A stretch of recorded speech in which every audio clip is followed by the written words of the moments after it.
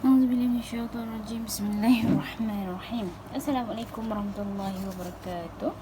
Hai, saya Nurul Syazwani binti Rosmawi. Ini adalah name card saya. Dan ini adalah khidmat yang dijalankan oleh As-Salin Trustee Berhad. Jika tuan-tuan berminat untuk mendapatkan khidmat nasihat daripada kami dan ingin buat documentation, boleh hubungi kami. Ini adalah nombor saya di sini. Saya letak kat bawah ni ya. Ataupun tuan-tuan boleh tengok di Facebook saya, Nurul Syazwani, ataupun YouTube channel saya, ataupun mana-mana platform media sosial saya. Okey, ini adalah nama saya. Okey, saya mendapat soalan faraid, tapi dia tak ada nak buat pengiraan. Dia tanya macam ni. Soalan, kenapa saudara seibu lelaki, saudara seibu perempuan dapat harta pusaka, sedangkan saudara sebapa lelaki, saudara sebapa perempuan tak dapat harta pusaka? Dia tanya macam tu. Okay, first of all, pertama-tamanya, step utama, kita kena tahu pembahagian harta pusaka, ataupun kena fahami dulu bahagian faraid, ilmu faraid tu. Kita tak boleh sembrono kata, kenapa saudara seibu lelaki, saudara seibu perempuan dapat pula?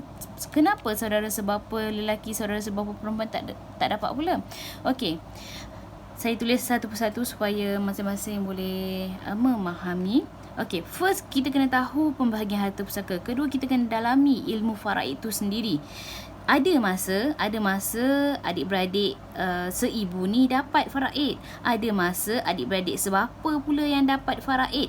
Tak semestinya adik-beradik seibu lelaki dengan seibu perempuan ni akan bolot semua. Tak semestinya. Dia bergantung kepada kes-kes. Okey, kita tengok kes kaedah di sini.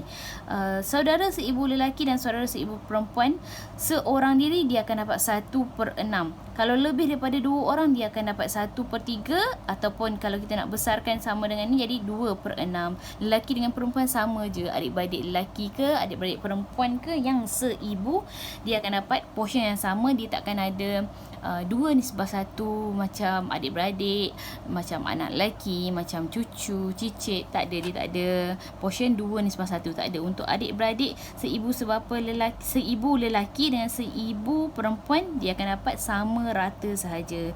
Manakala, okey, kita tengok yang keempat ini.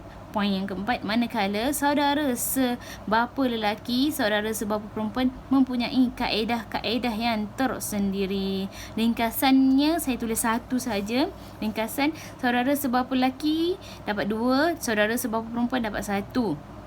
Sekiranya tiada keturunan lelaki, tiada bapa, tiada saudara seibu lelaki, tiada saudara seibu perempuan yang mewarisi secara asabah ma'al al-wairi. Ini saya rujuk daripada buku Ustaz Wan Abdul Halim.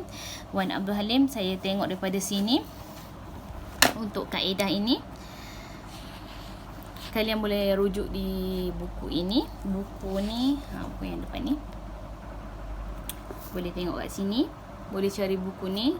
Buku ini bagus untuk pengamal ilmu faraid, insyaAllah. Okey, dan dia ada banyak lagi kaedah. Perlu rujuk buku faraid untuk lebih detail. Okey, saya nak tekankan di sini soalan ini sebab dia kata kenapa adik-beradik seibu dapat, adik-beradik sebapa tak dapat. Contoh untuk kes ini, saudara sebapa dapat tetapi saudara seibu tak dapat. Okey, saya nak tunjukkan kaedah ataupun saya nak tunjukkan satu kes yang menunjukkan bahawa tak semua saudara seibu akan dapat bahagian faraid. Okey, contohnya soalan seperti ini. Arwah lelaki, dia meninggalkan waris seorang anak perempuan, seorang saudara sebapa lelaki, saudara sebapa perempuan seorang, saudara seibu lelaki seorang, saudara seibu perempuan seorang. Okey, apabila kita tengok di sini, kita tahu bahawasanya anak perempuan akan dapat 1/2. Kenapa? Kerana dia satu-satunya anak perempuan, dia tak ada adik-beradik lelaki, dia tak ada adik-beradik perempuan yang lain, maka dia akan dapat 1/2. Manakala yang selebihnya asobah baki akan dapat kepada adik-beradik sebapa sahaja. Adik-beradik sebapa sahaja akan dapat bahagian baki, iaitu 1/2, sebab 1 tolak dengan 1/2 ini jadi 1/2. Tetapi ni untuk adik-beradik lelaki, adik-beradik sebapa lelaki. Ini adik-beradik sebapa perempuan. Jadi kita kena buat portion 2/1. 2/1 seperti yang saya tunjukkan kaedah ini. Adik-beradik lelaki sebapa 2, adik-beradik sebapa perempuan dapat 1. Maka kita tambah di sini jadi 2 campur 1 jadi 3. Jadi saya darabkan penyebut ini 2 darab dengan 3 jadi 6. Okey. Anak perempuan kita kena darabkan jugalah. Sebab apa? Sebab kita nak samakan penyebut ini di sini.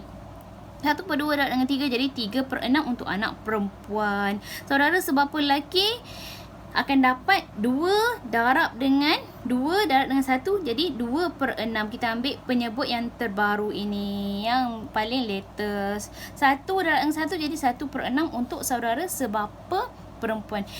Kenapa pula saudara seibu tak dapat? Kan di dalam Al-Quran telah ditunjukkan bahawasanya adik-beradik seibu sebapa, adik-beradik seibu, iaitu adik-beradik seibu ni dapat. Okey. Untuk kaedah ini, adik-beradik seibu tidak akan mewarisi sekiranya ada keturunan. Ada furuk, ada zuriat. Adik-beradik seibu tidak mewarisi. Ini telah dibincangkan oleh ijma' para ulama. Jadi tak semestinya adik-beradik sebapa tak dapat, adik-beradik seibu yang dapat. Dia kena tengok kes-kes yang kita handle tu lah.